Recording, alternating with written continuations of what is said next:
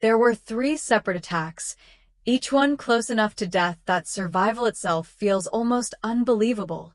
A man nearly lost his life, not once, but repeatedly, and the person responsible is still walking free. What shocks people the most is not only the violence itself, but the fact that this kind of violence can happen so easily, so openly, and so repeatedly in South Africa. It is a reminder that danger isn't limited to certain places or certain people. It can happen to families living in townships, to students walking talkless, to taxi drivers trying to earn a living, and even to people sitting inside their own homes. The threat does not always announce itself. Often it exists quietly in the background, waiting for the right memento strike. Today, many people are talking about the story of Mkhwanazi, a man who survived 3 attacks that could have ended his life. As more details emerge, the story becomes even more disturbing. The person behind these attacks was not a distant enemy or a stranger lurking in the shadows. Instead, it was someone far closer than anyone expected, someone embedded within the same systems and spaces that was supposed to offer safety. That truth is unsettling because it forces people to confront a painful reality. Sometimes the greatest danger comes from those nearest to us.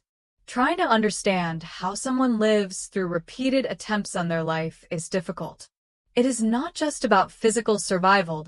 It is about continuing to exist in a world where fear becomes a constant companion. Victims are often expected to keep going, to work, to raise families, and to trust systems that repeatedly fail them.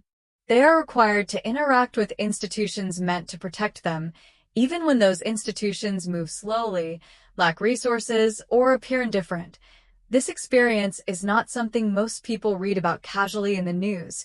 It is something that real people endure every day. Violence in South Africa leaves scars that extend far beyond the individual who is attacked.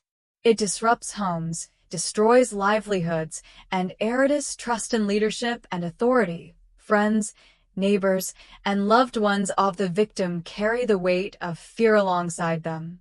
They worry constantly about what might happen next. Daily routines change. Simple actions become calculated risks. People are just how they live, where they go, and who they trust. All in an effort to stay alive. Survival in this context is not only about keeping the body alive. It is emotional, social, and legal. It involves managing fear, maintaining relationships, and navigating a justice system that often feels distant or ineffective. The psychological burden can be just as heavy as the physical danger. Living under constant threat creates a pressure that is invisible to outsiders but overwhelming to those inside it. The story began quietly, as these things often do. Whispers moved through communities. People noticed that Mkhwanazi was being watched. Rumors spread that something bad was coming. Anxiety grew in towns and suburbs alike. People no longer felt safe in spaces that once felt familiar. In response, families began installing security cameras, hiring private guards, and relying on neighbors to keep watch. These measures offered some reassurance, but never complete peace of mind. Even with precautions in place, fear remained. For many South Africans, safety has become a matter of personal instinct rather than institutional protection. Trust in formal systems has weakened, forcing people to rely on themselves and each other. Mkhwanazi and those around him had to remain constantly alert. Imagine the mental strain of walking to your car knowing someone has already tried to kill you, not once but 3 times. That level of stress changes how a person thinks, sleeps, and interacts with the world. It is like carrying an invisible weight that never lifts. This experience is not unique. Across the country, business owners receive threats, activists are harassed repeatedly, and politicians are targeted. Families live in a state of ongoing fear. When violence occurs, its impact spreads outward, touching children, partners, coworkers, and neighbors. Trauma does not stop with the victim. It moves through social networks, reshaping entire communities. As violence spreads, communities begin to fracture. Relationships are strained, trust erodes. Everyday life feels fragile, like walking on eggshells, balancing the need to survive with the need to continue living. People struggle maintain a sense of normalcy while constantly scanning for danger. The emotional toll becomes part of daily existence. Repeated attacks also expose serious flaws within the system. Many victims choose not to report threats to the police. Some fear retaliation. Others are discouraged by slow responses and a lack of visible action. Mkhwanazi's experience highlights this problem clearly. Despite multiple attacks, the perpetrator remained free for a long time. This delay sends a dangerous message not only to victims, but also to those willing to commit violence. Such failures are not isolated. They reflect broader patterns seen in taxi-related violence, politically motivated intimidation, and other forms of organized aggression. Silence may feel safer in the moment, but it allows danger to persist. Communities remain exposed, families remain anxious, and trust in law enforcement continues to decline. When institutions fail, people turn to each other.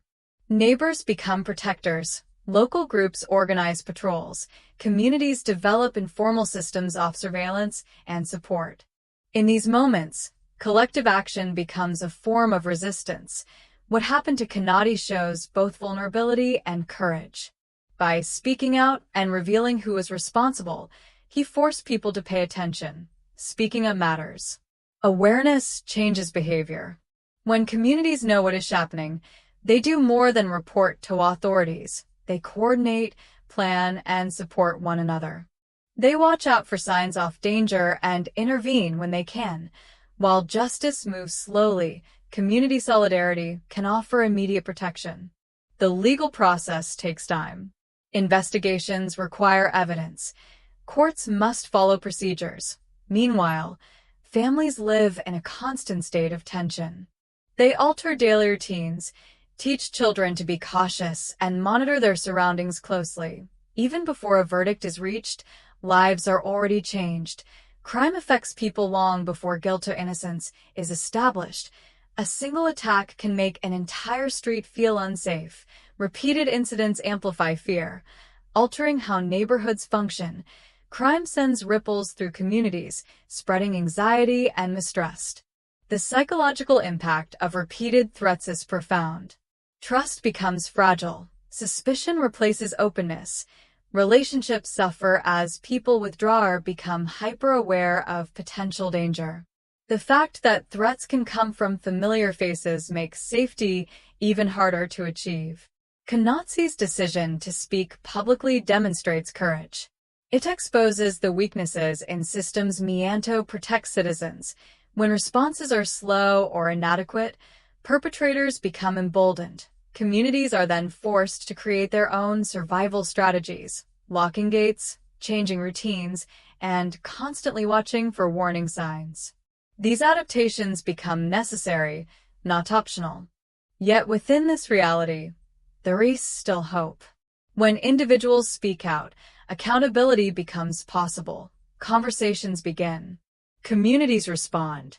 Ordinary people step up, proving that collective awareness can reduce risk. Understanding what is happening is the first step toward prevention. However, repeated threats often reflect deeper problems rooted in social inequality, economic pressure, and institutional failure. These challenges shape daily life for many South Africans.